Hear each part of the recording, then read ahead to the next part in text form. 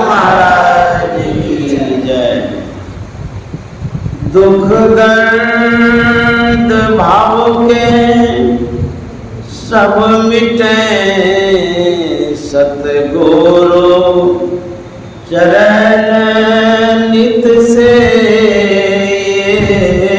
दुख दर्द भाव के सब मिटे सतगुरु चरण नित से। गुरु भक्ति बिन कछु ना बने।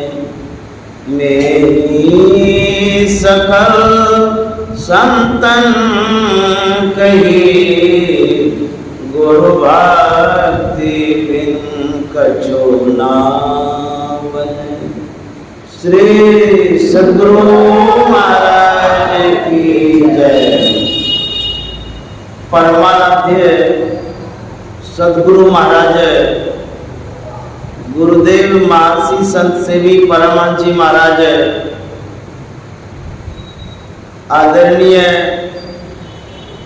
संत मत के विशिष्ट जन अरुण अग्रवाल जी, इस संत मत सत्संग आश्रम कटिहार के प्रबुद्ध सत्संग प्रेमी उपस्थित महानुभावों, माता एवं बहनों, यहाँ प्रत्येक मंगलवार को सत्संग होता है। आज शुक्रवार है। आज सत्संग होने का कुछ न कुछ कारण है। हमारे जो आदरणीय अरुण अग्रवाल बाबू हैं, उनके समस्त परिजन द्वारा यह आयोजित सत्संग है। जो माता जी हैं, चंदा माता जी, उनकी विशेष इच्छा रही है कि आश्रम में ही सत्संग हो, ताकि बहुत लोगों को इससे लाभ मिले।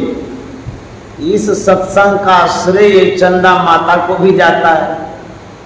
और यह जो सत्संग है विशेष सद्भावना का कारण है।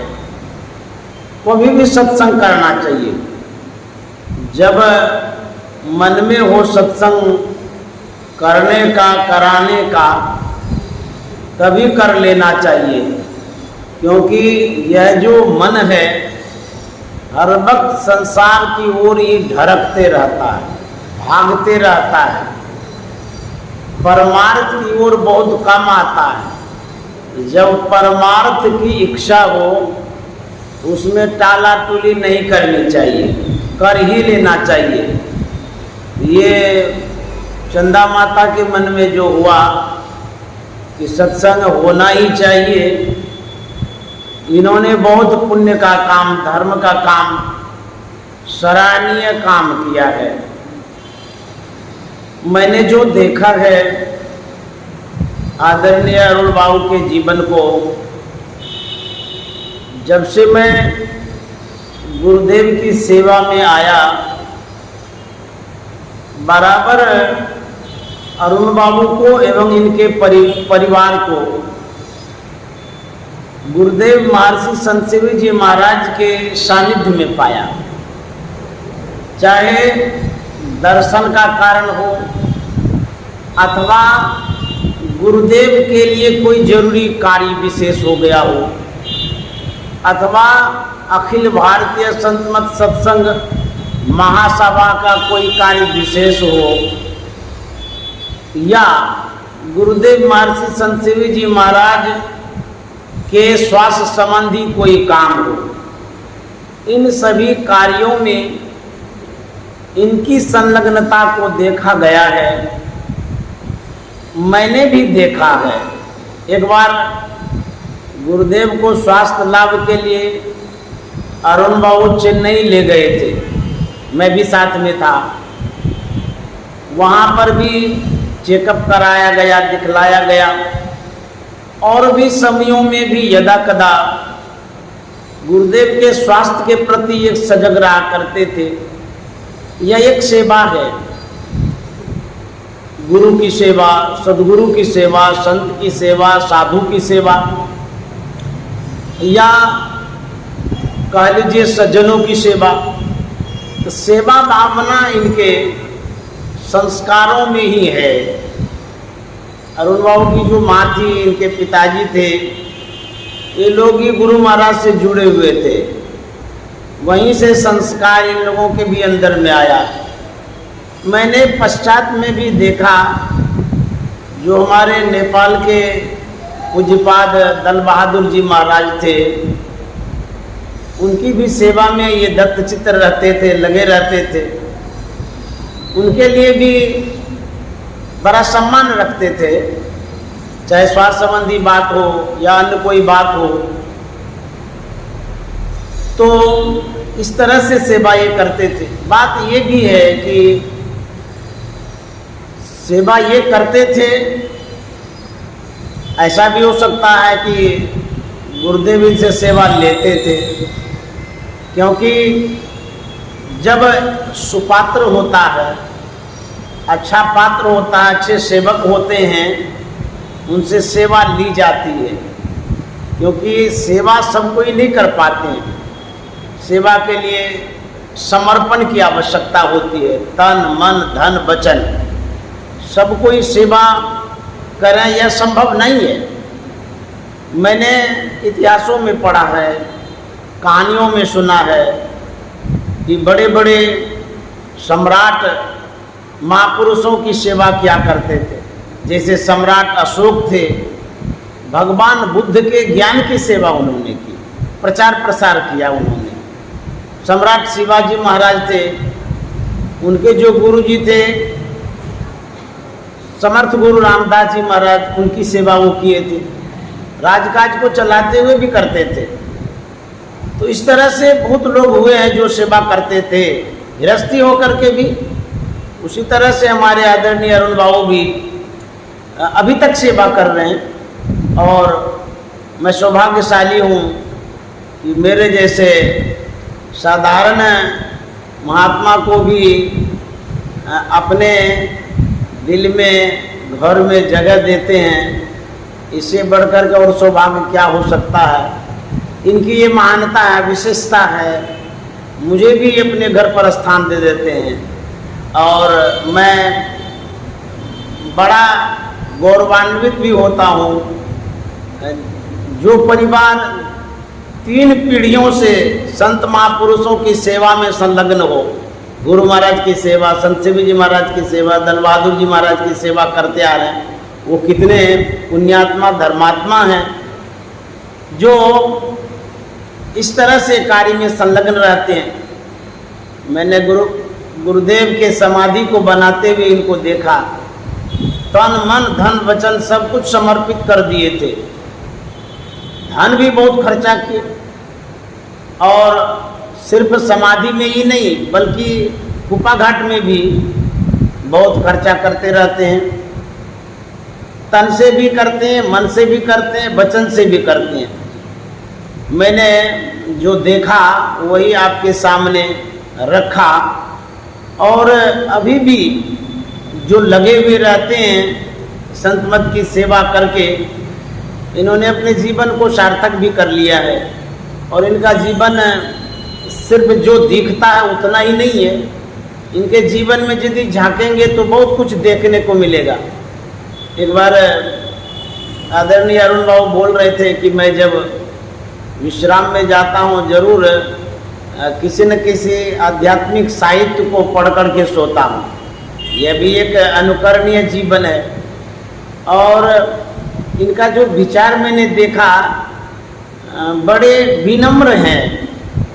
आवाज़ों में मिठास भी है, विनम्रता भी है, कभी क्रोधित नहीं होते हैं। और कोई साधु यदि मिलते हैं तो बड़े सम्मान करते हैं। यह इनका जो स्वभाव देखा गया। सत्संग के प्रति बड़ा लगाव। एक घटना सुना देता हूँ जो गुरुदेव ने कहा था, मैंने सुना था। एक बार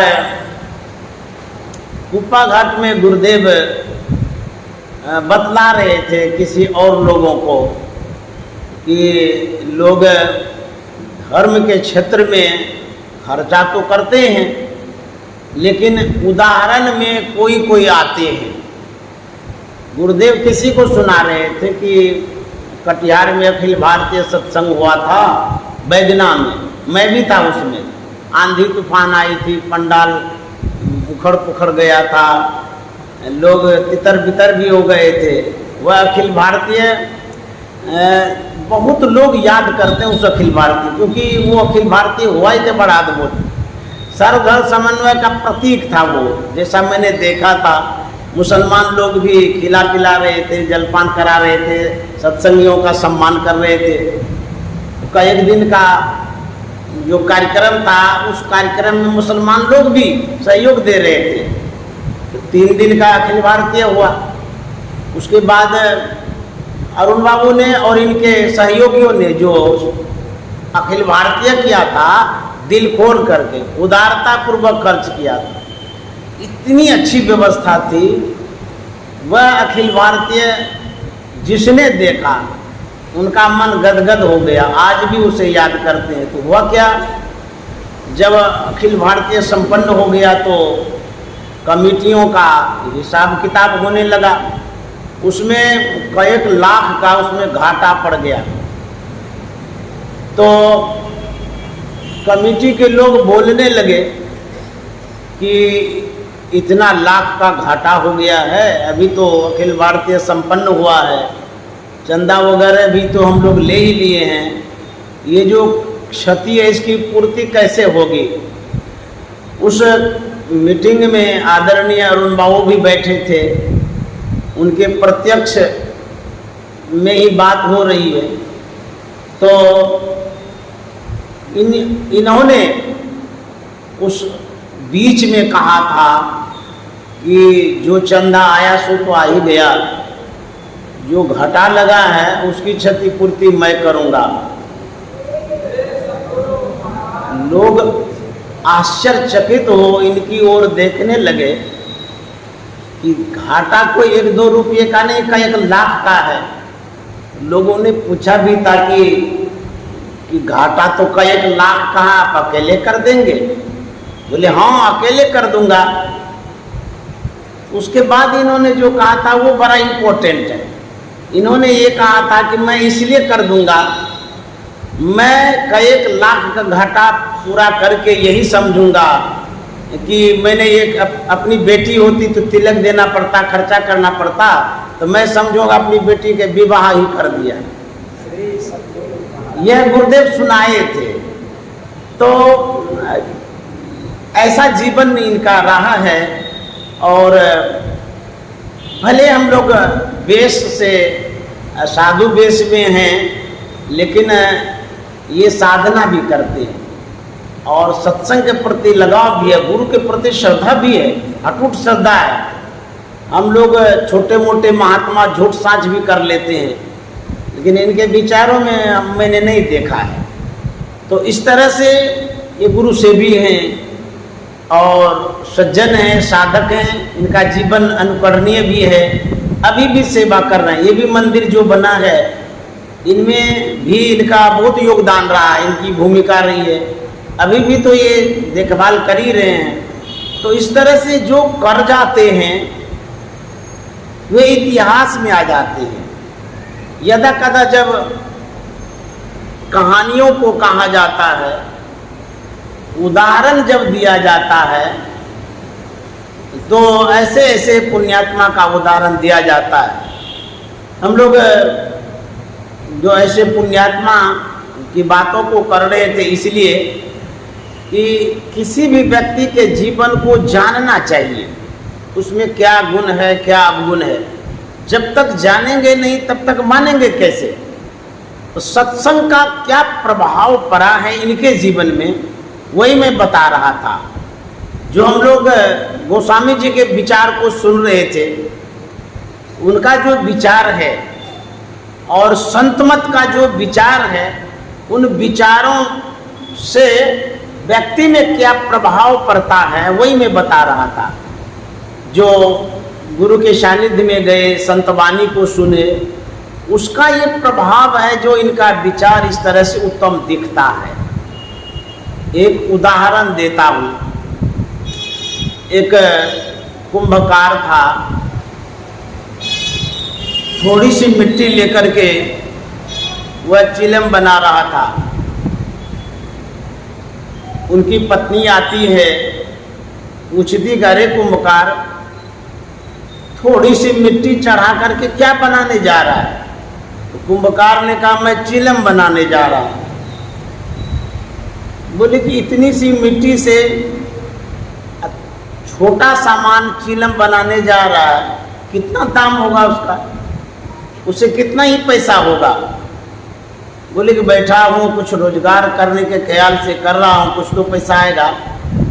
उसकी पत्नी कहती है रोजगार तो कर ही रहा है, लेकिन मेरी मानो तो यदि मिट्टी का ही काम करना है तो कुछ बड़ा कर लो जिसमें ज़्यादा पैसा हो। बोले क्या करेंगे? उनकी पत्नी ने कहा कि चिलम बनाना छोड़ दो, सुराही बनाओ, मिट्टी का ही तो काम है, गर्मी का मौसम है, बिक्री ज़्यादा होगी, बड़ा बर्तन है, दाम ज़्यादा मिलेगा। बातें जच गई, बोले ठीक कहती है। तो वो चिलम बनाना छोड़ देता है, विचार बदल गया। अतिरिक्त मिट्टी चाक पर चढ़ाता है। वह सुराही बनाने के लिए आकार प्रकार देने लगता है। चाक घुमाया, घुमाते ही मिट्टी से आवाज आती है, अरे कुंभकार, तू तो पहले थोड़ी सी मिट्टी लेकर के क्या बनाने जा रहा था, अब ढेर मिट्टी चढ़ाया, ऐसा क्यों किया? कुंभकार कहता है पहले तो मैं चिलम बनाने जा रहा था, अब मैं सुराही बनाने जा रहा हूँ। तो मिट्टी पूछती है जब तुम चिलम बनाने ही जा रहा था फिर सुराही क्यों बनाने लगा? कुंभकार कहता है मैं इसलिए बना रहा हूँ कि पहले मेरा विचार था चिलम बनाने का, मेरी पत्नी ने सलाह दिया, सुझाया, बताया कि काम तो कर ही रहा है, छोटे काम में छोटा पैसा होगा, बड़ा कुछ काम करो, काम वही है, बोरा सुराही बनाओ। तो उनकी बातें जच गई, पसंद आ गया। तो मैंने अपना विचार बदल दिया, पत्नी के विचार को मान करके मैं सुराही बनाने जा रहा हूँ, यही कारण है। तो मिट्टी कहते अरे कुंभकार, तूने तो अपना विचार ही बदला, लेकिन मेरा तो जीवन बदल गया। तो कुंभकार कहता ऐसो कैसे? तो मिट्टी कहती है यदि मैं चिलम बन जाता है, चिलम बनने से उसमें आग लगाता है, वो जो पीता है आग लगाता है तो धुआं भी निकलता है। तो मिट्टी कहती है चिलम बन जाती तो आग लगाता, मैं स्वयं जलती, और जो पीता गांजा उसके कलेजे को जलाती। अब मैं सुराही बनने जा रही हूँ, मेरे अंदर में शीतल जल रहेगा, मैं स्वयं शीतल रहूंगी और जो जलपान करेंगे उसके कंठ को भी शीतल करूंगी। यह कथा कहने का मतलब यह है कि जीवन में जब बदलाव आता है, सत्यम शिवम सुंदरम हो जाता है, तो जीवन कहाँ बदला जाता है? हम आप सर्वसाधारण जिसे जीवन कहते हैं वो जीवन नहीं, वो शरीर है। शरीर को बदलने के लिए न्यूट्रिशन की आवश्यकता, पौष्टिक आहार की आवश्यकता है। भोजन जैसा करेंगे वैसा शरीर में बदलाव आएगा, नहीं करेंगे तो शरीर कमजोर हो जाएगा। बढ़िया बढ़िया भोजन करें तो हट्टा कट्टा शरीर हो जाएगा। तो शरीर बदलने का जो संसाधन है वो भोजन है। जीवन बदलने का संसाधन कहता है, जीवन बदलने का संसाधन संतवाणी है, सदगुरु की वाणी है। संत महात्मा जीवन बदलने की बात करते हैं। तो यदि हम अरुण बाबू के जीवन में बदलाव पाते हैं, यह मुख्य कारण है सदगुरु का शरण, संत वाणी को स्वीकार करना और साधु महात्मा की सेवा सत्संग करना। यदि इनमें बदलाव आता है, दिख रहा है, तो इसका कारण यही है। हम लोग जब ईंटा बनाते हैं तो उसमें एक सांचा होता है, उसमें जैसा आकार प्रकार होता है, गीली मिट्टी को डालते हैं तो सांचा जैसा होता है वैसा ईंटा तैयार हो जाता है। किसी में राधा राधा लिखा रहता है, किसी में ओम रहता है, किसी में स्वस्तिका बना हुआ रहता है। उसी तरह से संत मत का जो सांचा है, उसी सांचे में जब सद शिष्य या सज्जन अनुयायी मानने वाले जब ढलते हैं, तो संतवाणी के सांचे में ढलने से सज्जन सदृश उनका आचरण दिखता है, व्यवहार दिखता है। इसीलिए हम लोगों को जो बदलाव चाहते हैं, हम लोग जो परिवर्तन चाहते हैं, कैसा परिवर्तन चाहते हैं? समाज में हमें नेक इंसान कहे, अच्छा इंसान कहे, प्रतिष्ठा हो, इज्जत हो। यदि वैसा चाहते हैं तो उसका सांचा संत सदगुरु के पास है। वहाँ जब जाएंगे तब जाकर के वो ढालेंगे, तब आपके जीवन में बदलाव आएगा। एक ब्रह्मानंद स्वामी हुए, उन्होंने कहा है, जिंदगी सुधार बंदे यही तेरो काम है, जिंदगी सुधार बंदे यही तेरो काम है, जिंदगी सुधार बंदे। ब्रह्मानंद स्वामी कहते हैं, भाई अपने जीवन को सुधारो, बदलो। मानुष की देह पाई, हरि से ननेह लाई, विषयों के जाल माही, हसिया निकाम है, जिंदगी सुधार बंदे यही तेरो काम है, जिंदगी सुधार बंदे यही तेरो काम है, जिंदगी सुधार बंदे। जिंदगी में कैसे बदलाव आता है, यह संत के चरित्र से आप जान सकते हैं, परमाराध्य सदगुरु महाराज के जीवन से भी जान सकते हैं। जब किशोरावस्था में थे परमाराध्य सदगुरु महाराज, वह एक अबोध अवस्था कह सकते हैं। ये अपने पिताजी के आचरण को, व्यवहार को देखते थे, उनके जीवन को देखते थे। इनके पिताजी, गुरु महाराज के पिताजी, अपने संस्कार के अनुरूप रामचरितमानस का पाठ करते थे, पढ़ते रहते थे। समाज में बहुत जगह ऐसा प्रचलन है, किसी के घर में रामायण सुंदरकांड का पाठ होता है, अथवा सार्वजनिक स्थल पर भी पाठ किया जाता है। अपने अपने घरों में तो करते हैं, बहुत आदमी करते हैं, इनके पिताजी भी करते थे। यहाँ तक तो ठीक ही है, लेकिन उसी क्रम में भाव विह्वल होकर के रोने लगते थे। छोटे उम्र में गुरु महाराज थे, लेकिन तर्क करते थे, आखिर इस रामायण में ऐसी कौन सी बातें हैं, कौन सा प्रसंग है जिसे पढ़ करके हमारे पिताजी रोने लग जाते हैं। इनके मन में उत्सुकता होती थी, जानना चाहते थे, लेकिन पिताजी क्या करते थे, रामायण पढ़ करके समेट के अलमीरा में बंद कर देते थे। गुरु महाराज के मन में होता था, मैं भी पढ़ूंगा। तो जब पिताजी इधर उधर हो जाते थे तो अलमीरा से रामायण निकालते थे, निकाल करके ये भी पढ़ने लगे। तो जब पढ़ने लगे, अब जब बच्चे को खीर खिलाइएगा तो चस्काने लगेगा, और बच्चा जब खाते खाते खाते आदतन वो मतलब कि उसमें परिणत हो जाता है, अरे खीर अच्छा लगता है, खीर खाने में बढ़िया लगता है।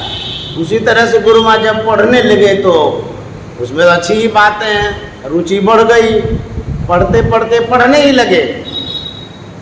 एक समय आता है, एक प्रसंग आता है, एक चौपाई गुरु महाराज पढ़ते हैं, देह धरे कर यह सुभाई, भजिए राम सब काम बिहाई। शरीर धारण करने का यही फल है कि सभी काम को छोड़ करके भगवत भजन करना चाहिए। हम आप भी तो इस अर्धाली को पंक्ति को अवश्य पढ़ते हैं, लेकिन वैराग्य कहाँ आता है, उस पर हम कहाँ गौर करते हैं, कहाँ ध्यान दे पाते हैं। लेकिन संस्कार बस गुरु महाराज ध्यान दिए, पकड़ लिए बात को, करे इसमें लिखा हुआ है देह धारण करने का यही फल है कि सब काम छोड़ करके भगवत भजन करना चाहिए। इन बातों को दिमाग में अटा लिए, उसके बाद इसी शब्दों के अनुरूप अपने जीवन को ढालने लगे। देखिए, एक शब्द से आपका जीवन बदल सकता है, लेकिन किस शब्द से बदलेगा और कब बदलेगा यह तो समय ही बताएगा। हम भी नहीं कह सकते हैं, वह समय आएगा और वह शब्द आएगा।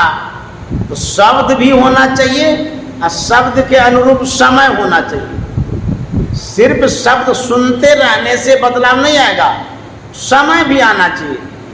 आपका अनुकूल समय होगा, आपके लायक अनुकूल शब्द होगा, तो ऐसे होगा जैसे स्वाति नक्षत्र का बूंद गिरा हो। वर्षों से वह बूंद जो गिरता है उसके इंतजार में पक्षी रहती है, साल में एक बार गिरता है। ऐसा परिवर्तन होता है कि कहते यदि सितवा में गिर जाता है तो समुद्र के अंतस्थल में जाकर के मोती बना लेता है। यदि केले में गिरता है तो कपूर बनता है। हाथी के अंदर जाने से गजमुक्ता हो जाता है। एक ही बूंद है, पात्र के अनुरूप, वस्तु के अनुरूप निर्माण होता है। उसी तरह से जो संतवाणी हम लोग सुनते हैं, एक ही संतवाणी है, लेकिन अलग अलग संस्कार के लोगों में अलग अलग प्रभाव पड़ता है। एक कोई राजा था, घोड़ा पर सवार होकर के यात्रा कर रहा था। जाते जाते रास्ते में एक समूह मिला, तो उनके मन में होता है कि इतने लोग यहाँ एकत्रित हैं, यहाँ क्या कर रहे हैं, देखने का मन हो गया। घोड़ा जोड़ दिया वट वृक्ष में और गया जहाँ पर लोग थे एकत्रित पंडाल में। जब उन्होंने देखा साधु महात्मा सब हैं, श्रद्धालु सत्संग प्रेमी सब हैं, इनके मन में हुआ कि थोड़ा सुने आखिर हो क्या रहा है, क्या बोल रहे हैं। सुनने लगे। जो महात्मा प्रवचन कर रहे थे उन वचनों से राजा को वैराग्य हो जाता है। तो वैराग्य उसी समय हुआ, इतना तीव्रतर वैराग्य हुआ, घोड़ा वहीं छोड़ दिया और घर भी नहीं गया, जंगल की ओर चल दिया भजन करने के लिए। चले गए, सब कुछ छोड़ दिए, परित्याग कर दिए, बरसों जंगल में रहा। उसके बाद वह लौटता है, खुशी होकर के लौटा। वर्षों बाद जो समूह देखा था, व्यक्ति को देखा था, जो संगठन देखा था, वैसा ही उसको नजर आया। वहां जाकर के देखता वही सब व्यक्ति हैं, वही महात्मा है, वही प्रवचन हो रहा है। उस राजा ने कहा था धन्य है ये लोग, मुझे एक शब्द इतना घर कर गया, ऐसा बाण लगा, मैंने दुनिया का त्याग कर दिया और वर्षों बाद वही बात ये लोग सुन रहे हैं, इनको थोड़ा सा भी बाण नहीं लग रहा है। रामकृष्ण परमहंस ने कहा है सूखी दिया सलाई होने से एक बार भग से जल जाती है, और गीली दिया सलाई रहेगी तो 1000 काठी घिसते रहिए तब भी नहीं जलेगी। उसी तरह से जो वैराग्य है संस्कार बस भी आता है, संग बस आता है और समय का अनुरूप भी आता है। तो गुरु महाराज का संस्कार भी था, समय भी था, संजोग ऐसा बैठा वैराग्य हो गया। गुरु महाराज ने अपने जीवन को कैसे बदला? जो वाणी, रामायण की वाणी सुना, उसमें अपने आप को ढाला तो बदल गया। तो गोस्वामी जी जो कह रहे हैं उनका विचार भी तो ऐसा ही है। सुन सम जय जन मुदित मन, मज्जय अति अनुराग, लय चारि फल अछत तनु साधु समाज प्रयाग। यदि आप संत वाणी को सुनेंगे गौर से, ध्यान से, और उसको समझेंगे, तो कहते हैं तदनुरूप आचरण में उतारेंगे तो आपको लाभ मिलेगा। कहते हैं क्या लाभ मिलेगा? एक नहीं 4 फल, अर्थ, धर्म, काम और मोक्ष की प्राप्ति होगी। यदि ध्यान से नहीं सुनेंगे, समझेंगे ही नहीं, तो आपके मन में वैराग्य नहीं होगा। क्यों? जिन बातों को आप समझ नहीं पा रहे हैं, वो बात आपके काम का नहीं है, कुछ नहीं करेगा। वो सत्संग में बैठे हैं, लेकिन यदि ध्यान से नहीं सुन पा रहे हैं, वो शब्द आपके काम का नहीं है, कुछ करेगा ही नहीं, एंट्री ही नहीं होगी भीतर, भीतर जा ही नहीं रहा तो काम क्या करेगा?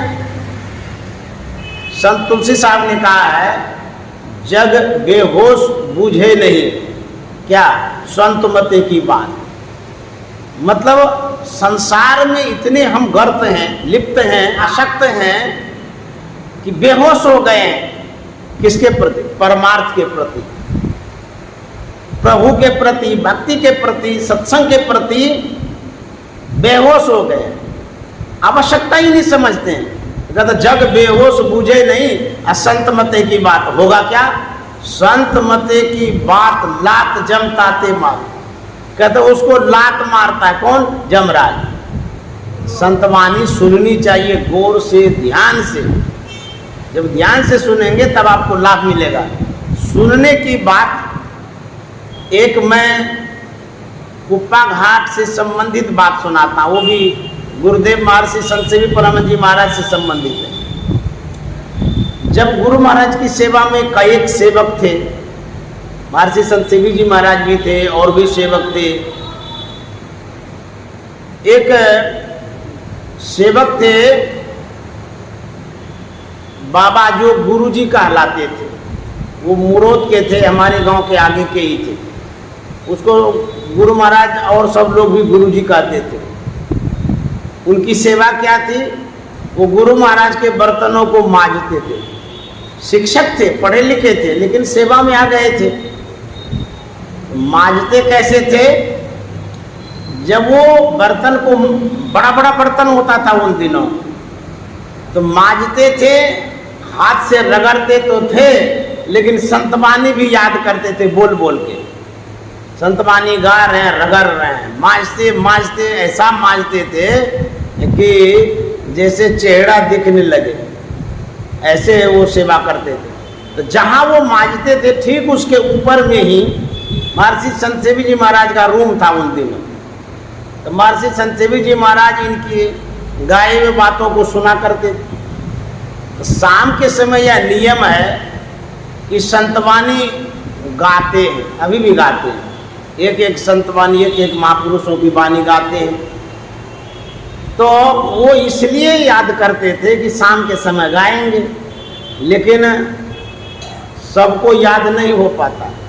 जैसे हम लोग भी याद करना चाहेंगे एक संतवाणी, मतलब पूरा भजन, तो नहीं याद होता है, कई दिन लग जाता है याद करने में। कभी कभी तो कई दिन में भी एक संतवाणी नहीं याद कर पाते। तो वो संतवाणी याद करना चाहते थे, लेकिन उनको याद नहीं होता। उन बाबा का नाम था बजरंगी गुरुजी। तो याद नहीं होता था, तो शाम के समय जो गुरु महाराज के सामने संतवाणी सब कोई गाते थे, तो बजरंगी गुरुजी को जो संतवाणी याद नहीं होता था तो वो नहीं गाते थे, दूसरे संतवाणी गाते थे। लेकिन बजरंगी गुरुजी जिस दिन बर्तन मांजते समय जो संतवाणी याद करते थे, वही संतवाणी महर्षि संत सेवी जी महाराज उस दिन शाम के समय गा देते थे। तो बजरंगी गुरुजी कहते थे कि बाबा, संतवाणी तो मैं याद करता हूँ, लेकिन संतवाणी आप याद करके गा देते हैं, हमको तो याद ही नहीं होता। तो कितनी मेधा शक्ति तेज थी, स्मरण शक्ति कितनी तीव्र थी महर्षि संत सेवी जी महाराज की। तो इस तरह से जो सुनते हैं गौर से, उनको याद भी होता है, उनके काम का भी होता है। इसीलिए सुनने की आवश्यकता है। हमारे गुरु महाराज ने कहा है, संत मते की बात साधक हित लागी। गुरु महाराज कहते हैं, मैं संत मत की बात कहता हूं। किसके लिए कहता हूं? साधक के हित के लिए कहता हूं। संत मते की बात कहूं साधक हित लागी, कहूं अरिल पद जोरी जान कर हैं बरभागी। बातें अनमोल मोल नहीं एक एक की, अरे हारे में कहूं जो चाहूं कान संत पद सिरनी टेकी। गुरु महाराज की विनम्रता को देखिए। गुरु महाराज कहते हैं, जो मैं कहने जा रहा हूं अनमोल बात है, मेरी बात नहीं है, ये संतों की बात है। तो कहते हैं, मैं संत के चरणों में नमन करते हुए बात को रख रहा हूं। क्या बात अनमोल बात है? सतजन सेवन करत नित्य सत्संगति करना, वचन अमीदे ध्यान श्रवण करी चित्त में धरना। गुरु महाराज कहते हैं, सतजन सेवन करत। सबसे पहली और अनमोल बात क्या सिखा रहे हैं? सज्जनों की सेवा करनी चाहिए, साधु की सेवा करनी चाहिए। नहीं कछु जान तो सेवा ठान। आप जाकर के पंजाब में देखिए कि गुरु दरबार में सेवा कैसे होती है। राधा स्वामी मठ में जाकर के देखिए कि सेवा कैसे होती है। तो जब आप कुछ भी नहीं जानते हैं, लेकिन सेवा तो कर सकते हैं। पानी पिला सकते हैं, खाना खिला सकते हैं, झाड़ू दे सकते हैं। जो स्थूल सेवा है वो तो कर सकते हैं। कहते हैं सेवा से भी बहुत लाभ मिलेगा। तो गुरु महाराज कहना, सतजन सेवन करो, सज्जनों की सेवा करिए। यहीं से शुरू करिए सेवा, यहीं से आपका भाग्य खुलेगा। जब तक सेवा नहीं करेंगे तब तक कुछ नहीं मिलेगा। सेवा करने से ही आपको बहुत कुछ मिल सकता है। करके आप देखिए, चाहे साधु को खिलाने की सेवा हो, दान दक्षिणा करते हैं, सम्मान करते हैं, मीठे वचनों से कुछ कहते हैं, ये भी एक सेवा ही है। दूसरे के दिल को आप जुड़ा देते हैं वाणी से, यह भी एक सेवा है। आपके सद्व्यवहार से यदि साधु खुश हो जाए, बहुत बड़ी सेवा है। तो सेवा करने से आपको बहुत कुछ मिल सकता है। यहीं से गुरु महाराज कहते हैं, यहीं से प्रारंभ करिए। एक बहुत पैसे वाला आदमी था, सेवा भावना बहुत अच्छी थी, साधु महात्मा का सत्कार कदर किया करते थे। अब परमात्मा की अद्भुत लीला होती है, उतना बड़ा आदमी, लेकिन वर्षों बीत गया विवाह का, एक बाल बच्चा भी नहीं हुआ। तो बड़े चिंतित भी थे दोनों दंपत्ति। मन में होता था, इतना सेवा भी करते हैं साधु महात्मा का, और दुख का पहाड़ मेरे ही ऊपर आ गया। संपत्ति इतनी है, इसके बारिश कौन होंगे, कौन देखभाल करेगा। भगवान ने इतना वैभव दिया, लेकिन निगरानी रखने वाला एक संतान भी नहीं दिया। लेकिन सद्भावना जो थी, सेवा भावना जो थी, वो कम नहीं होता था। एक बार नारद मुनि आए, उनके घर पर गए, बड़ा सत्कार किया, खिलाया पिलाया, दान दक्षिणा भी बढ़िया दिया। तो नारद मुनि बड़े खुश हो गए। बोले, जजमान, मैं विष्णु लोक जा रहा हूँ, कोई अरदास, कोई प्रार्थना, कोई आग्रह, कोई निवेदन हो भगवान से, कुछ कामना हो तो कह दीजिए, क्योंकि आप इतना सेवा किए हैं, मैं खुश हो गया हूँ आपकी सेवा से, और कुछ भला हो जाए आपका। बोले कि मुनि जी क्या कहेंगे, आप तो देख ही रहे हैं भगवान ने सब कुछ दिया है, लेकिन एक भी पुत्र नहीं दिया है, एक भी संतान नहीं है। यदि आप जा ही रहे हैं, आप खुशी खुशी संवाद ले जाना चाहते हैं, तो भगवान से एक बात जरूर पूछ लीजिएगा कि हमको संतान लिखा है कि नहीं लिखा है। अभी तक तो हुआ ही नहीं है, शायद होगा या नहीं होगा। बोले जरूर मैं पूछूंगा। तो नारद मुनि विष्णु भगवान के पास गए, बड़े हर्षित होकर के विष्णु भगवान से पूछते हैं कि भगवान, एक भगत का निवेदन है, आग्रह है, दुखड़ा है, थोड़ा सुन लीजिए। बोले क्या? बोले जिनके यहाँ मैं गया था बड़ा अच्छा से खिलाया पिलाया, दान दक्षिणा भी बढ़िया से दिया। बोले क्या दुखी है, क्या हो गया? बोले कि उन्होंने कहा था कि अभी तक हमको संतान नहीं हुआ है, संपत्ति तो बहुत है, एक संतान हो जाता तो संसार में मान सम्मान भी होता है कि चलो इनको पुत्र हो गया। तो ये पूछ लीजिएगा विष्णु भगवान से, जो कहेंगे बताइएगा। तो बतलाइए उनको संतान क्यों नहीं हुआ है। विष्णु भगवान ने कहा नारद जी क्या कहेंगे, उनको इस जन्म को कौन के 7 जन्म तक संतान ने लिखा है। नारद मुनि बड़े मायूस हो गए, हे भगवान ये क्या हुआ, जो बेचारा इतना सेवा सत्कार करता है, इतना महात्मा को मानता है, और उनके ऊपर ही इतना दुख, क्या मुंह लेकर के जाएंगे, क्या सुनाएंगे, ये सब ये दुख खबरी है कि खुश खबरी है। तो मुनि जी सुन तो लिए, लेकिन अनमनस ढंग से आए उनके घर पर। तो भगत तो बड़ा खुश था कि बढ़िया संवाद लाया होगा। पूछते मुनि जी क्या बात है, क्या विष्णु भगवान ने कहा बताइए। बोले कि भगत जी क्या कहेंगे, विष्णु भगवान ने कहा इस जन्म को कौन कहे, उसको 7 जन्म संतान ने लिखा है, यही संवाद विष्णु भगवान ने कहा। तो बोले कोई बात नहीं है, ये तो कर्म का भोग है, नहीं लिखा है तो नहीं लिखा है, क्या करेंगे हम, आप दुखी क्यों होते हैं। तो मुनि जी चले गए अपनी ओर, लेकिन इनकी जो भावना थी सेवा करने की, ये छोड़ नहीं रहे।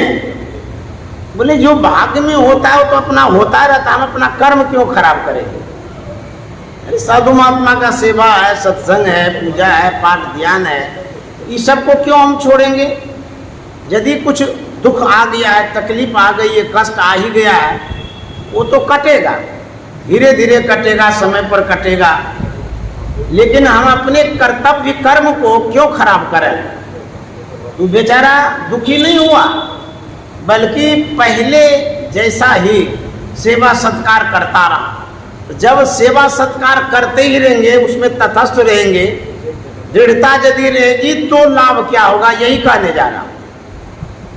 एक दिन की बात है, एक फकीर महात्मा, साधारण वेश में महात्मा होते हैं, साधारण चाल ढाल में महात्मा दिखते हैं, लेकिन साधारण आप लोग मत समझिएगा, क्योंकि जौन चाल संसार की तौन साधुन की नाही।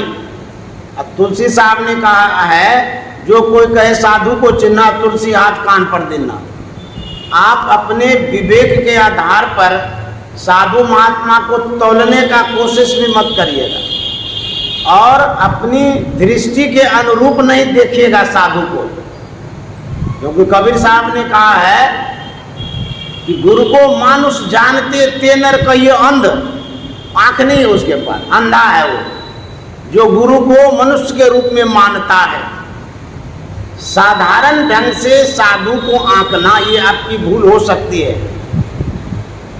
जब वह फकीर पहुंचता है, बड़ा भूखा था, प्यासा था, थका मांदा था, उन्होंने,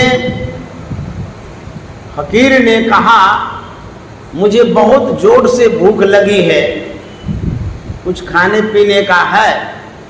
वह समय खाने का नहीं था, वो भर हो गया था, जैसे कि 2-3 बज जाता है तो भोजन पानी सब खा लेते हैं लोग सब।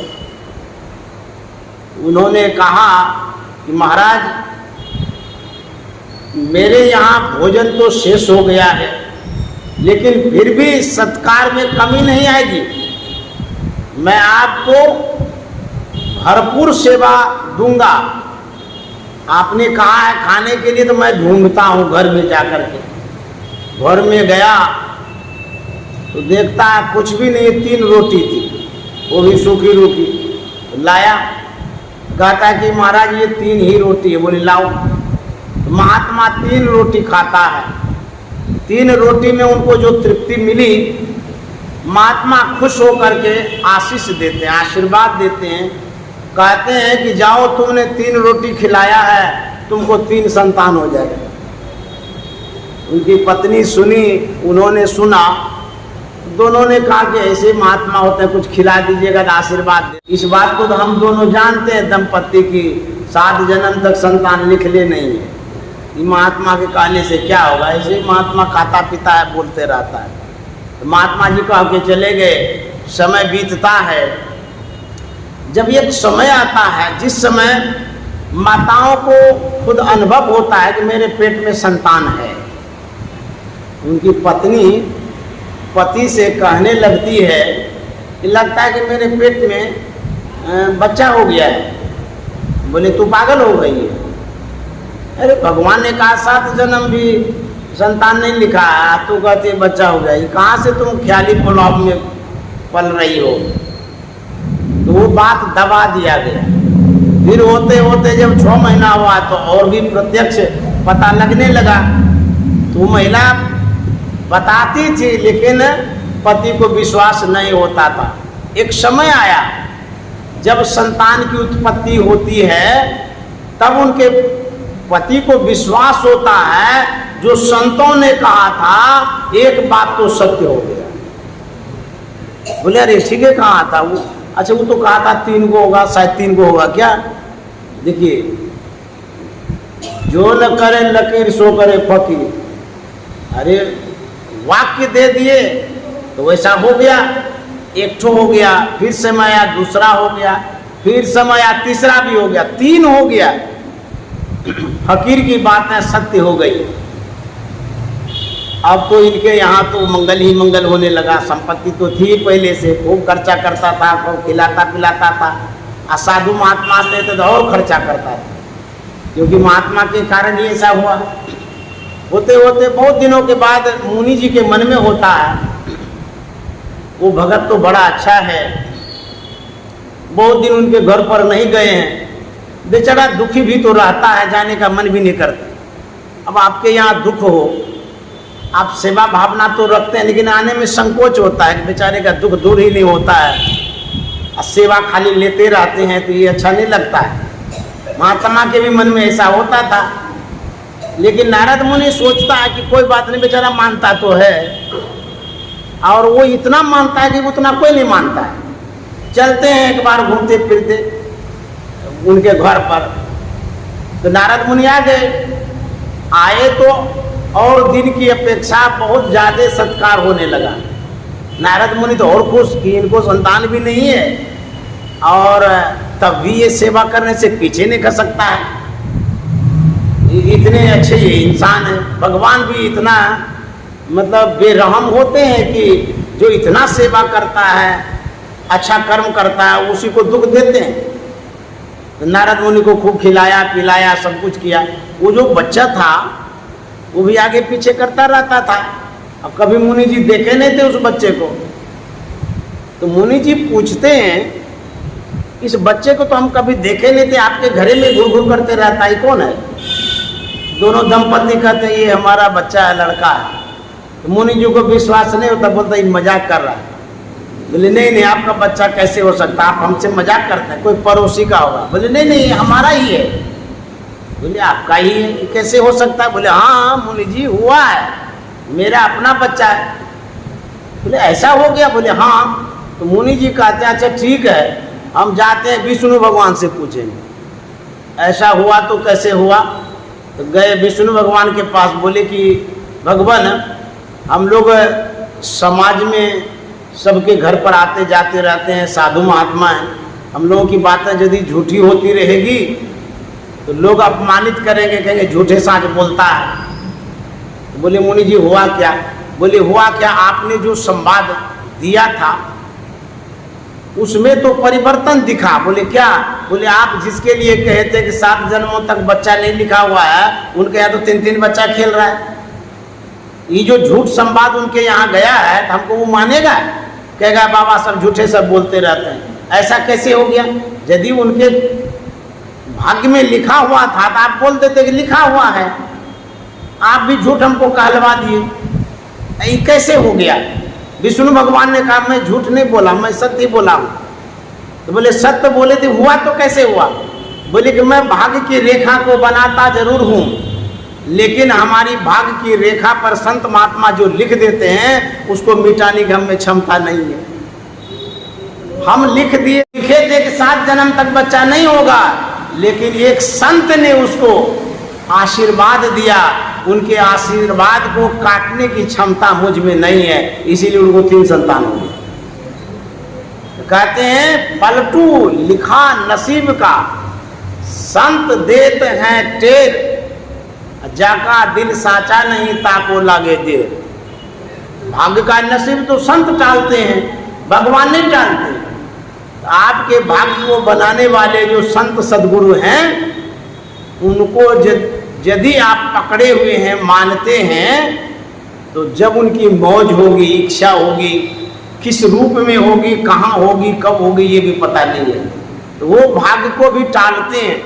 तो व्यक्ति अपने दुख को देख करके परेशान हो जाते हैं, लेकिन जब हम संत सदगुरु को जानते मानते हैं, उनकी वाणी पे बहुत सुनना चाहिए। मंगल मूर्ति सदगुरु मिलवै सर्वाधार, मंगलमय मंगल करण बिनवो बारंबार। यदि अमंगल हो गया है, उस अमंगल को मंगल करने वाले तो समर्थ गुरु सिर पर खड़े, कहाँ कमी तो ही दास। जिनका जो कर्तव्य है उनको करने का समय भी तो दीजिए। अमंगल जीवन में आता है, अमंगल बना है आने के लिए। अब कहीं आप कहेंगे कि हमारे जीवन में कभी दुखे नहीं हो, शायद यदि दुख नहीं आता तो हम लोग सदगुरु के शरण में नहीं आते, आज सत्संग भी करने नहीं आते।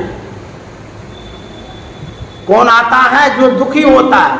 और दुखी जब आता है, उसको दूर करने का श्रेय सदगुरु के पास होता है। गुरु महाराज ने लिखा है, तुम्हरो विरद गुरु हैं, पतितन को तारन, अपनो विरद राखी में ही निभाना।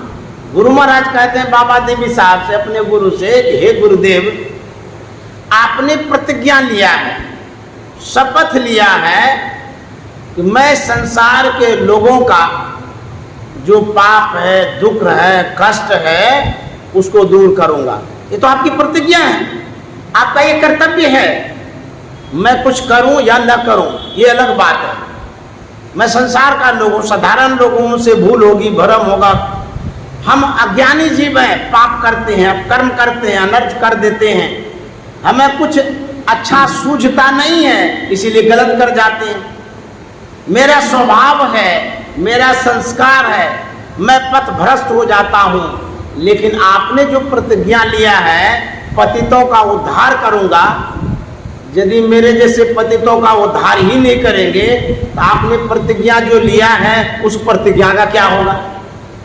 मैं भले ही नहीं कर पाता हूं ध्यान, भजन, सत्संग, सत्कर्म, ऊंचा कर्म, लेकिन आपने जो प्रतिज्ञा लिया है पतितों का उद्धार करेंगे, तो पतित हम हैं, ऊंचा कर्म नहीं कर पाए हैं, तो अपने कर्तव्यों का पालन आप करिए।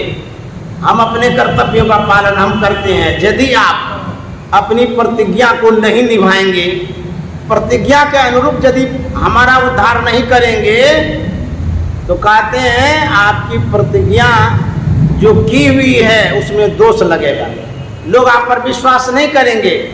तो गुरु महाराज कहते हैं, मैं आपको याद दिलाता हूँ, तुम्हारो विरद गुरु है, पतितन को तारन, अपनो विरद रख, अपनी प्रतिज्ञा की प्रतिष्ठा रखने के लिए मैं ही निभाना।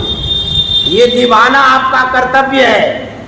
ये नहीं कि हम मेहनत खूब करेंगे तभी आप निभाइएगा, नहीं, हम मेहनत नहीं कर पाते, हम आगे नहीं बढ़ पाते हैं, हम उतना सक्षम नहीं हैं, उतना पुण्य करेंगे, ध्यान करेंगे, उतना यदि हम कर ही लेंगे फिर आपसे निहोरा क्यों करेंगे? गुरु महाराज कहते हैं, मुझसे जो बनता है मैं तो करता हूँ, लेकिन नहीं कर पाता हूँ, तब भी मेरे जैसे पतितों का उद्धार करना, ये तो आपके पास स्पेशल कोटा में है, ये तो आरक्षण है आपके जीवन में।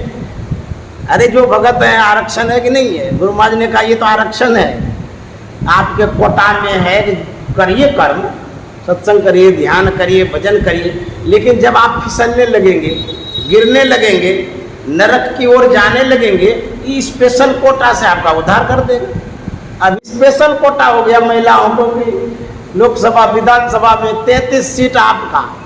अब मुझे 33 महिलाएं रहेगी 100 पुरुष के बीच में, तो कम बात है, पहले था भी नहीं। तो 33% आपका आरक्षण हो गया। आप जैसे भी हो वहां तक पहुंच सकते हैं, समझ गए।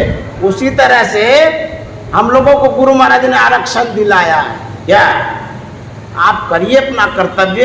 यदि फिसलने लगेंगे, गिरने लगेंगे, यदि आपका उद्धार नहीं होने वाला है, तो वो जो स्पेशल कोटा में रखा हुआ है, वहाँ संत सदगुरु का अपना कर्तव्य वहाँ उद्धार कर देंगे। लेकिन करना क्या है? अटेंडेंस बनाना।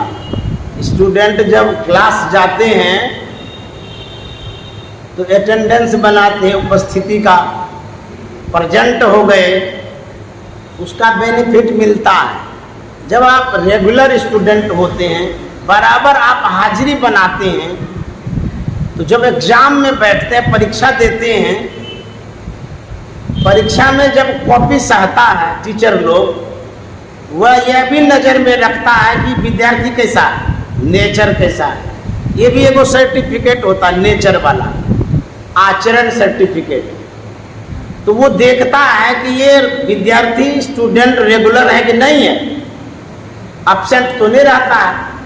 यदि आप प्रेजेंट बराबर रहते हैं, एक पॉइंट के लिए आप फेल हो रहे हैं, ये दया याचिका है जो हमारे राष्ट्रपति के पास होता है, दया याचिका।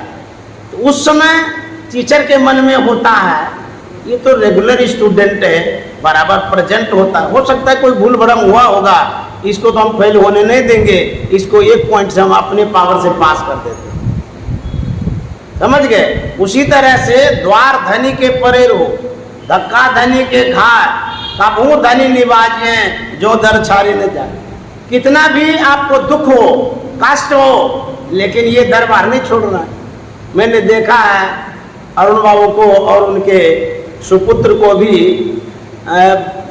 इस आश्रम में यहाँ आते हैं दरबार में। कई बार मैंने देख लिया शाम के समय, तो बातचीत जब हुई तो बोलते हैं कि मैं दिन भर तो कार्य में व्यस्त रहता हूँ, लेकिन जब अवकाश मिलता है तो जरूर आ जाता हूँ गुरु दरबार में हाजिरी देने के लिए। तो ये जो हाजिरी देते हैं गुरु दरबार में, गुरु दर्शन करते हैं, यही बेनिफिट लाभ है। जब आप दर्शन करते हैं, उस दर्शन से लाभ क्या मिलता है? आपके पारमार्थिक फाइलें खुलती है। समझ गए। जापल दर्शन साधु के, साहब यावे याद, लेखा की सोई घड़ी बाकी के सब बाद। सिर्फ दर्शन करने से क्या होता है? आपके अंदर में जो फाइल है, कौन चीज का फाइल? धर्म का फाइल, पुण्य का फाइल, सत्कर्म का फाइल, वो फाइल जो है ना पड़ा हुआ है। जैसे मानिए आपके सिस्टम में, कंप्यूटर में बहुत सारी फाइलें हैं, ऑडियो है, वीडियो है, फोटो है, पाटो है, बहुत है। कई साल तक आप फाइल क्लिक नहीं किए, खोले नहीं है कंप्यूटर को, तो शायद विस्मृति हो जाती है, भूल जाते हैं कि किसमें वीडियो है, किसमें ऑडियो है। जैसे सिस्टम ऑन करते हैं, फाइल खोलते हैं, अरे इसमें तो विवाह का वीडियो है, देख भी नहीं की, हम तो भूल गए थे, इसमें हमारे पापा भी हैं, मम्मी हैं, फलाने हैं, डेकाने हैं। तो जब फाइल खुलती है, फाइल में जितने फोटो होते हैं आपके स्मरण में एकाएक आ जाता है, नहीं इसमें तो फलाने का भी है, डेकाने का भी है, खोल खोल करके देख लेते हैं। ठीक उसी तरह से हमारे जीवन में जो फाइलें बनती है, कितनी फाइलें बनती है, सुबह से लेकर के शाम तक, जीवन से लेकर के मरण तक। आंख जब से खुलती है, कर्म जब से प्रारंभ होता है, एक एक कर्म का फाइल बना रहता है। फाइल का बक्सा को, अटैची को, समझ गए। जैसे गोदरेज में नहीं रखते हैं सामान, उसी तरह से कर्म का फाइल होता है। किताब कहिए या कॉपी कहिए या नोटबुक कह लीजिए, हम लोग पढ़ते थे तो नोटबुक बनाते थे सब सब्जेक्ट का। ये नोटबुक फाइल है। आप जो कर्म करते हैं, जैसे कि सुबह से लेकर के शाम तक करते हैं, उसका फाइल। यदि आप सत्संग ध्यान भजन करते हैं, अलग अलग फाइल बना के रखे हैं। तो संतवाणी में जब संत का दर्शन करते हैं, साधु का दर्शन करते हैं, सत्संग में जब आते हैं, तो आपकी जो आध्यात्मिक फाइल है, जो फाइल पड़ी हुई है अंदर में, वो खुलती है। और जब वो खुलती है, आप जो दर्शन करते हैं किसी भी रूप का, किसी भी चित्र का, किसी भी चीज का, वह दर्शन उतना सीमित नहीं है जितना आप देख रहे हैं। उस दर्शन के पीछे बड़ी सीमा है, क्षेत्र है, फैलाव है, बहुत कुछ छिपा हुआ है। तो जैसे सदगुरु का दर्शन करते हैं, क्या सदगुरु इतने ही फोटो में सीमित हैं? अरे उनके दर्शन का जो क्षेत्र है बहुत लंबा है। कितना लंबा है? शून्य शून्य शून्य के पारा, अगुन सगुन नहीं दो ही, दादू जाने न कोई। उस फाइल को जब खोलते हैं, जब टिप में जाएंगे, गहराई में जाएंगे, सिर्फ चित्र तक सीमित वो नहीं है। उस चित्र का प्रादुर्भाव जहां से हुआ है, उत्पत्ति, वहां जब जाएंगे फिर फाइल खुलेगी। जब चित्र से, चित्र का एक केंद्र है, चित्र से जब आगे बढ़ते हैं तो विचित्र मिलेगा। वहाँ चित्र तो है नहीं। उस फाइल में जब जाइएगा गहराई में, वहाँ जब देखिएगा स्पेस कितना है, जगह कितनी है, लंबा मार्ग दूरी का, अंदर की बात है। वहाँ जब जाइएगा तब देखिए गुरु का फाइल। आप कुप्पा घाट जाते हैं, सदगुरु का दर्शन करते हैं, वह सीमा उतनी ही नहीं है, वह स्थूल सीमा है। यदि सदगुरु के सीमा को मापेंगे, स्थूल सूक्ष्म कारण महाकारण कैवल्यों के पार, वो तो उसी में। तो कुप्पा घाट में लोग जो जाते हैं, स्थूल तक में बहुत लोग सीमित रह जाते हैं, प्रणाम करते हैं, घूम घाम करके अपने घर चले आते हैं। कोई दाना वाला प्रसाद चढ़ा लेते हैं, अगरबत्ती दिखा देते हैं, घूम के चले आते हैं। क्या इतने में ही सदगुरु का दर्शन है? इतने में ही वो सीमित हैं? अरे उनका दर्शन ये स्थूल दर्शन है, फिर सूक्ष्म दर्शन है, फिर कारण महाकारण कैवल्य दर्शन है, दर्शन ही दर्शन है। तो सीमाएं कितनी हैं? कुप्पा घाट की जो सीमा आप देखते हैं वो बहुत कम सीमा है, लेकिन कुप्पा घाट में जो हमारे संत सदगुरु हैं, उनकी सीमा को जब देखेंगे वो असीम तक है। वहां तक तो चलना पड़ेगा, घुसना पड़ेगा। तो दर्शन जब करते हैं, यहीं से फाइल खुलती है, तब आप भीतर जाते हैं। तो जब फाइल को बढ़ाते हैं, क्लिक करते जाते हैं, निकलते जाता है नीचे में। जैसे आपका टच स्क्रीन वाला मोबाइल है, ऐसे ऊपर उठाते जाइए, फोटो फाटो निकलते जाता है। कितना निकलता है, थहेर लगता है, आरे पारे नहीं लगता है, कितना है वो। उसी तरह से संत का जो जीवन है वो सीमित नहीं है, संत का जो दर्शन वो सीमित नहीं है। तो हमारे जो आदरणीय अरुण बाबू दर्शन करने आते हैं, सिर्फ सीमित दर्शन ये नहीं करते हैं, बल्कि असीम तक दर्शन करते हैं। यहाँ से दर्शन करके जाते हैं तो आंख बंद करते हैं, ध्यान करते हैं, असीम दर्शन में जाते हैं। तो जो गुरु महाराज का असीम दर्शन है, यह प्रेरणा का स्रोत है। फोटो जो देखते हैं, कहाँ के लिए? भीतर के लिए, असीमता के लिए, अंतर के लिए। तो यह जो हम लोग दर्शन करते हैं, ये पहले जरूरी है। इसीलिए गुरु महाराज ने कहा सत्जन सेवन करत, नित्य सत्संगति करना। जब तक सत्संग नहीं करेंगे, सज्जनों का संग नहीं करेंगे। अच्छा, मान लिया जाए आपके पास कंप्यूटर है, सिस्टम जो है उसको आप खोलवे नहीं करिएगा, तो फिर कहाँ से देख लीजिएगा उस कंप्यूटर में क्या क्या है? खोलना तो जरूरी है ना। पहले कंप्यूटर को खोलना पड़ेगा, फिर जो फाइल है उसको क्लिक करना पड़ेगा, खोलना पड़ेगा, तब उस फाइल में जो बातें हैं उस बात से आप अवगत हो सकते हैं। उसी तरह से गुरु दरबार जो होता है वो दर्शन का दरबार है, वह सीमित दर्शन नहीं है। जब आप ध्यान करेंगे तब पता चलेगा कि इसकी लंबाई चौड़ाई सीमाएं कितनी है, क्षेत्र कितना है, कितना डीप है। तो दर्शन पहले करेंगे, तब उस दर्शन के अनुरूप आप खोज करेंगे। कोई भी चीज, जैसे विद्यार्थी को पढ़ाते हैं, ए से एप्पल, बी से बुक, पढ़ाते हैं ना, तो बच्चा को पढ़ाते जो है वहाँ एप्पल है, एप्पल तो है नहीं, वो तो कागज में है, चित्र बना हुआ है, लेकिन उस बच्चे को ज्ञान देते हैं कि बाबू ये एप्पल खाने का चीज़ है। वो पूछता है कि खाने का चीज़ है, तो कहाँ खाने का चीज़ है, तो कागज है। बोले तुमको दिखाते हैं, एप्पल खरीद के लाते हैं, बच्चे का हाथ में देते हैं, जो चित्र में दिखा रहे थे ना, देखो यही एप्पल है। जब खाता है तो आप यही एप्पल है, हाँ, तो उसको पूर्ण ज्ञान हो जाता है, अरे हम तो पढ़ रहे थे अभी खा रहे हैं। उसी तरह से जिन चित्रों को आप देखते हैं, वो चित्र की जो सीमाएं हैं वो उतनी ही नहीं है, इसीलिए दर्शन करना चाहिए। दर्शन करने से लाभ मिलता है, सत्संग करना चाहिए, सत्संग करने से लाभ मिलता है। जब तक सत्संग और दर्शन नहीं करेंगे, फिर इन क्षेत्रों से आप अवगत कैसे होंगे, इसमें क्या क्या चीज़ है। तो आप जो यहाँ आते हैं, जो कुछ स्थूल आँख से देखते हैं, उस स्थूल आँख से जो कुछ यहाँ देखते हैं, उसमें सूक्ष्मता का भी ज्ञान होता है। क्या ज्ञान होता है? जब सुनते हैं सत्संग को तो दीक्षा लेते हैं, दीक्षा लेकर के आप ध्यान करते हैं, ध्यान करके आप भीतर घुसते हैं, तब उन सीमाओं को प्राप्त करते हैं जिन सीमाओं में हमारे गुरु महाराज पहुँचे हुए गए हुए हैं।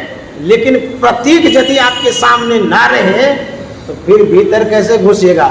वही ये से एप्पल अभी पढ़ा रहे हैं, गुरु महाराज को देखिए, वो चित्र को देखिए, उसके बाद फिर एप्पल ला करके दिखाएंगे। अर्थात जब ध्यान करेंगे तो गुरु महाराज कृपा करेंगे, तब आपको स्वाद लगेगा, टेस्ट लगेगा, अनुभव होगा। इसीलिए यह बात कहने की नहीं है, जो गुण गई मीठे फल को रस अंतर्गति भावे अविगत गति कचुकात नावे। सभी बातें कह करके पूरी नहीं की जा सकती है, करने की बात है, पाने की बात है। इसीलिए संत मत बतलाता है, गुरु महाराज ने कहा कि सतजन सेवन करत नित्य सत्संगति करना, वचन अमीदे ध्यान श्रवण करी चित्त में धरना, मनन करत नहीं बोध होय तो पुनि समझीजे, अरे हारे में ही समझ बोध यदि होय रहनिता सम कर लीजिए। यदि आप समझ लेते हैं जिन बातों को, उनके अनुरूप अपने जीवन को ढालिए, जीवन को वैसा ही बना लीजिए, यही साचा है। इसी तरह से अपने जीवन को सत्यम शिवम सुंदरम बना सकते हैं। इन्हीं शब्दों के साथ वाणी में विराम। एक शब्द पुनः एक बार मैं आदरणीय अरुण बाबू को मैं सम्मान के दृष्टि से सुशोभित करता हूँ और उन्हें प्रणाम भी करता हूँ, क्योंकि हमारे अभिभावक के समान हैं और आज से नहीं वर्षों से मानते भी आ रहे हैं हमको, और मैं भी मानता हूँ। और हमारी माता जी जो हैं, चंदा माता जी, वो भी बैठी हुई हैं, उन्हें भी मैं प्रणाम करता हूँ, उन्हें भी साधुवाद देता हूँ। और यह जो सत्संग आज हुआ, आदरणीय अरुण बाबू के परिवार द्वारा हुआ, इनके द्वारा हुआ है।